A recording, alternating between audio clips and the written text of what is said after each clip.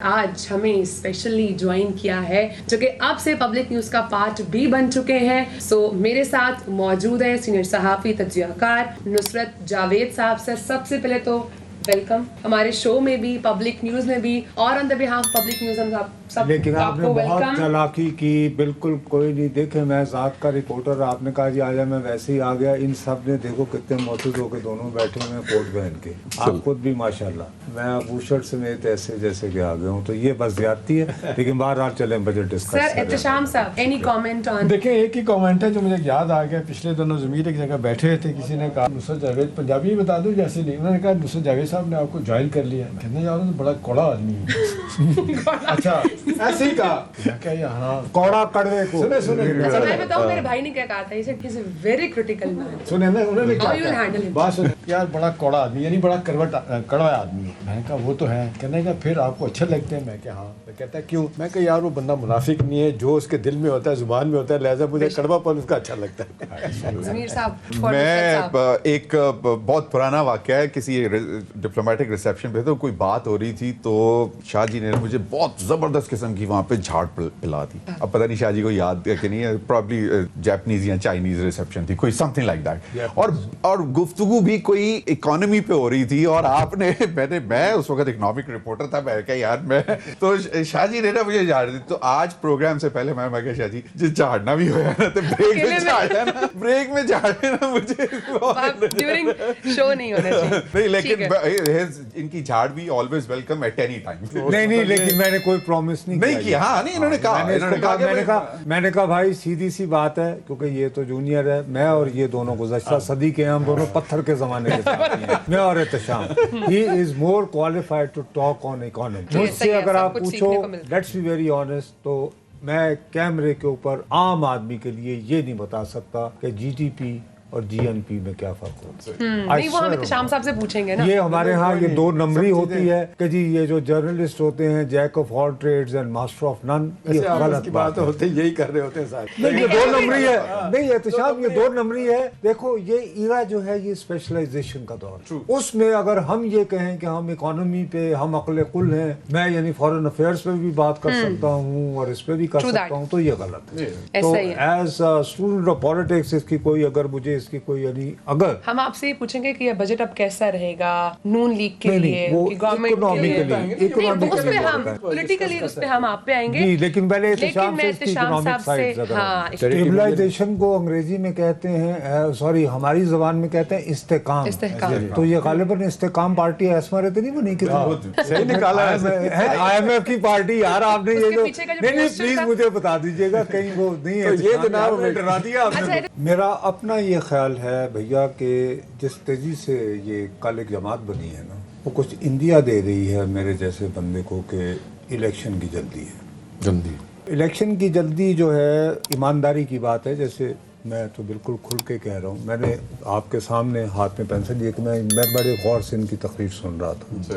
دیکھیے مجھے تو ایک جھٹکی سی بات پتہ ہے کہ گزشتہ سال اپریل میں جب یہ لوگ آئے تو اس وقت اگر یہ گلاس مجھے 100 روپے کا مل رہا تھا تو مجھے آج 138 روپے کا مل رہا ہے, 138. میں یعنی کہ جھٹکی بات یہ.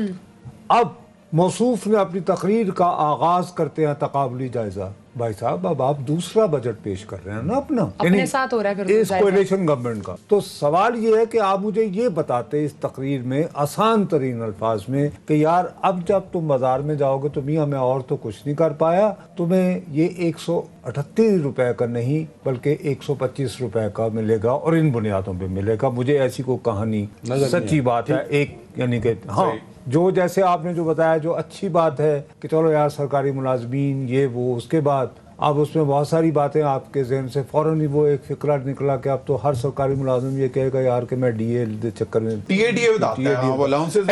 لیکن مجھے یہ محسوس ہو رہا ہے انسٹنکٹیولی. اب اس پہ آپ زیادہ یہ یعنی ماریا احتشام کو میں انگیج کرنا چاہوں گا آپ کی اجازت سے. جی سر, کہ سیدھی سی بات ہے کہ آپ کو یہ چاہیے کہ ہمیں یہ بتائیے کہ کیا یہ جو انہوں نے پیش کیا ہے, کیا آئی ایم ایف اس کو کہے گا کہ نہیں پلوان جی جان دو, دیکھیں جا کے کہے گا کہ ہاں ٹھیک ہے جی اگر یہ دائیں بائیں کر لیں. آئی ایم ایف کے ساتھ ڈیل کرنے میں جو ہم پہلے بھی بات کرتے رہتے ہیں کہ ہمیشہ کہا جاتا ہے کہ آئی ایم ایف کا پروگرام اسٹیٹ ڈپارٹمنٹ امریکہ کا پروگرام ہوتا ہے اور امریکہ اپنی شرائط منوا رہا ہوتا ہے, لہٰذا اب یہ دیکھنا ہے کہ ان کے ساتھ بھیا وہ ویورز اس لیے ملتے رہے نا, پھر کھل کے بات کریں. ٹھیک ہے, ویورز اس لیے سب کو ملتے رہے کہ ہم الحمدللہ 9/11 کے بعد وار آن ٹیرر کا حصہ تھے.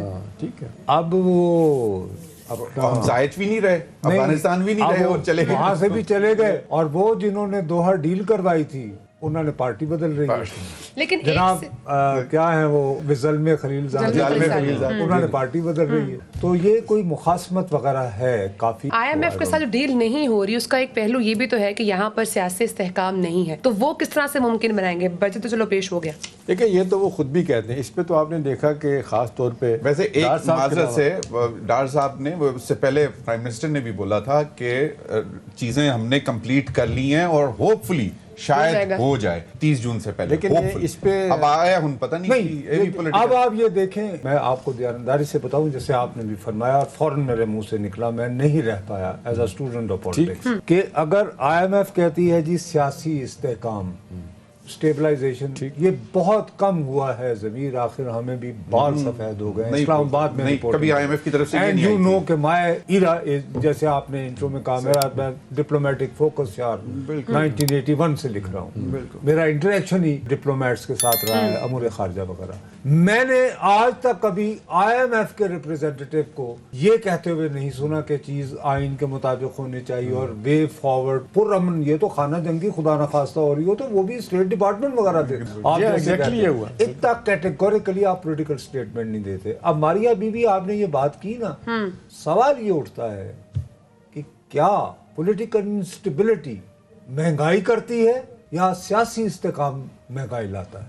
بھائی آپ راتوں رات جو ہے پیٹرول کی قیمت میں 30 روپے اضافہ کر دو اور کہیں جی سیاسی استحکام رکھیں. نہیں ہو سکتا. غریب آدمی کی جب یہ تو یہ بھی تو کہا جاتا ہے کہ حکومت, دیکھیے بلکہ آپ اس پہ سوچیں, I would want your opinion on it. یہ بالکل چکن اینڈ ایگ والا سوال ہے. میرا پرسنل خیال ہے کہ عدم استحکام یا پولیٹیکل انسٹیبلٹی کی بیسک وجہ انفلیشن, مہنگائی اور بے روزگاری. لیکن گورنمنٹ سٹیبل نہیں ہوگی تو وہ مذاکرات کس کے ساتھ کریں گے؟ آپ خود اپنی بجٹ تقریر میں آپ یہ فرما رہے ہیں کہ آپ نے امید دلائی ہے نا مجھے, تو کم از کم یہ کہ جی آئی ایم ایف کے ساتھ اب مذاکرات ہو جائے گا, ہے نا. لیکن کیا کل انہوں نے یہ لفظ استعمال نہیں کیا آئی ایم ایف ڈرامہ؟